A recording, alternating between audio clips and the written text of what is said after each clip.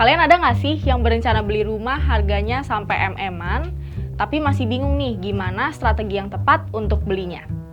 Tonton video ini sampai habis ya.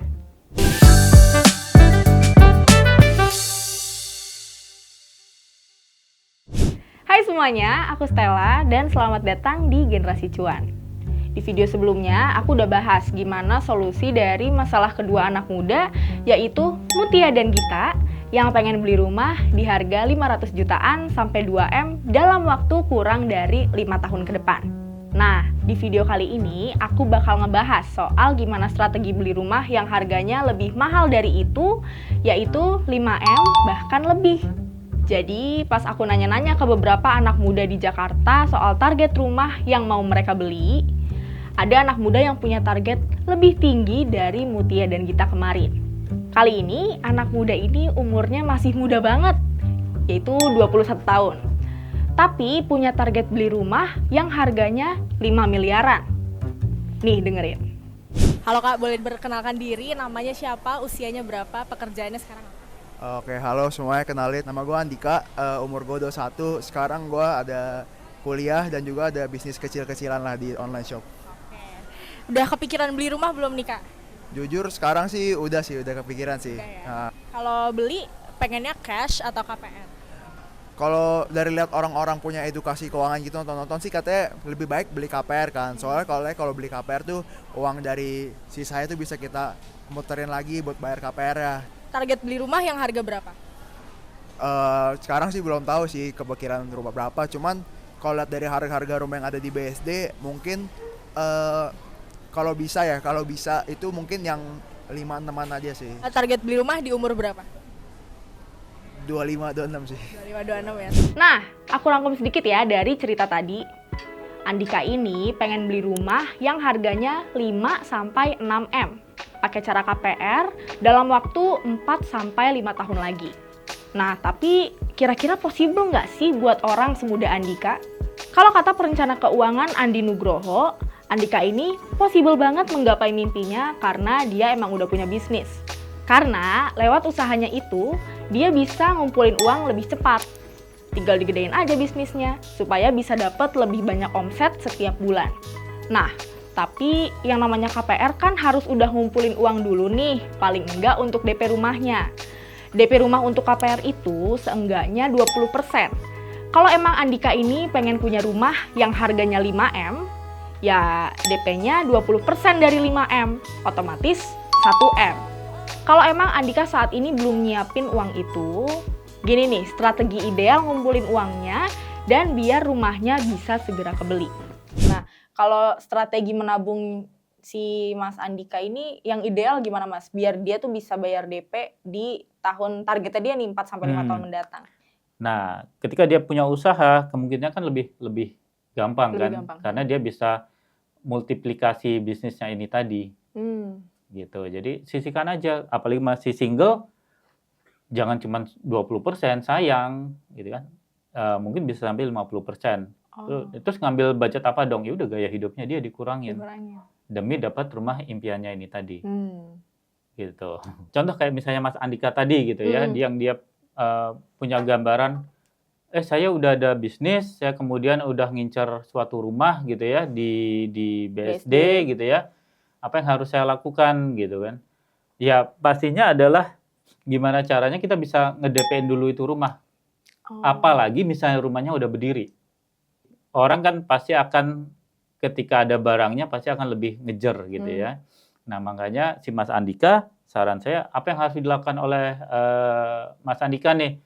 Kalau memang ternyata memang udah ada uangnya gitu ya, ya udah segera DP-in dulu aja. Namun misalnya saya masih mau belinya 4-5 tahun lagi kok sambil ngumpulin uangnya gitu kan, apa yang harus saya lakukan? Ya berarti Mas Andikanya coba searching aja di sekitarnya, lingkungan sekitarnya, karena tebakan saya 4-5 tahun lagi belum tentu itu rumah belum terjual. Ya kan? Nah, berarti kita harus siapkan plan B. Oh, kalau ternyata saya nggak bisa dapat di lingkungan di klaster ini, saya harus nyarinya di klaster mana lagi, seperti itu. Kalau tadi kita udah bahas soal Andika yang masih mahasiswa, tapi udah targetin beli rumah harganya sekitar 5M. Nah, Selanjutnya ini ada juga yang punya ambisi yang sama, tapi yang ini umurnya beda 10 tahun dari Andika dan sudah berumah tangga. Nih dengerin.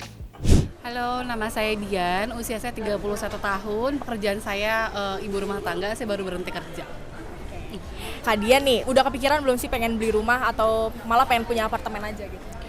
Pengen beli rumah sih, karena sekarang udah ada anak juga kan, jadi rumah penting banget sih. Jadi pengennya beli ya. Nah, itu cash atau KPR nih Kak? Rencananya pengennya sih cash ya Mbak, pengennya sih cash, rencananya kayak gitu. Udah kepikiran belinya belum sih atau masih nyiapin uangnya gitu? Udah sih, udah lagi cari-cari juga sih sekarang Mbak untuk rumahnya. Target rumah yang pengen Kak Dian beli nih di harga berapa? Harganya kisaran 5M kali ya Mbak. Strategi budgetingnya Kak Dian untuk beli rumah gimana Kak? Boleh tahu nggak? Untuk strateginya saya sih untuk sekarang emang udah nabung juga sih Mbak, dari sebelumnya kita nyisihin uang.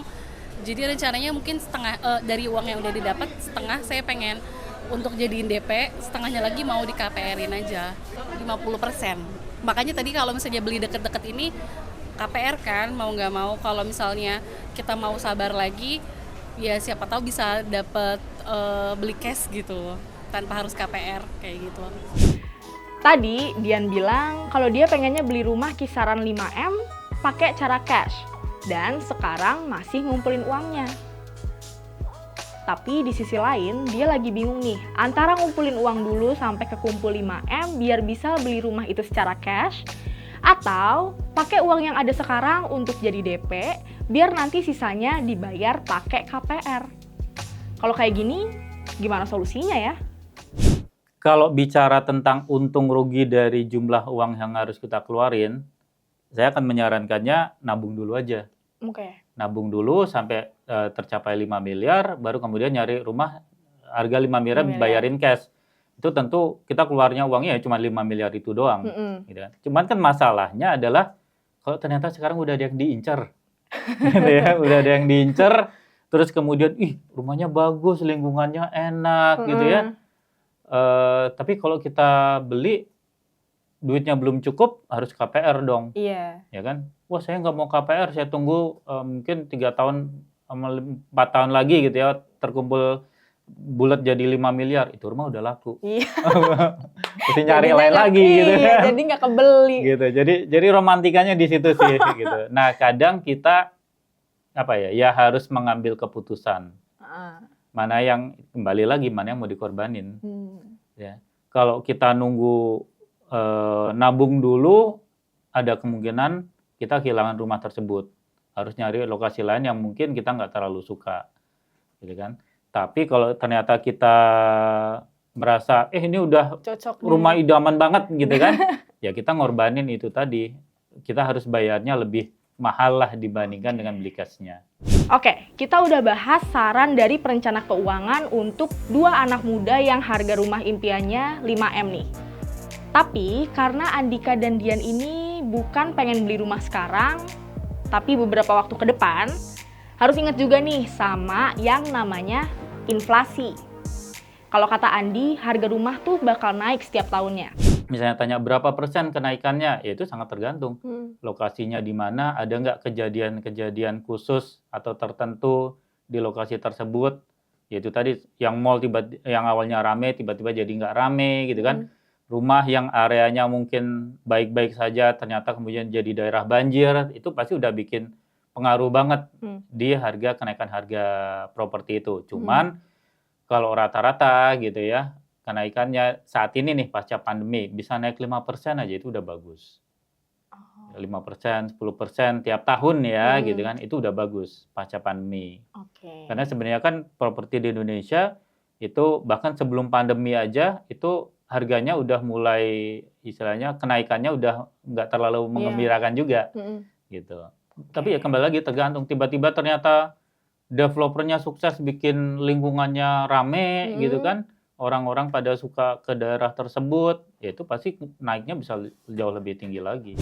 Jadi ya kesimpulannya, kalau emang kalian pengen beli rumah yang harganya mahal, utamain kumpulin dulu nih uang untuk bayar DP. biar rumah yang kalian mau jadi bisa cepet kalian miliki.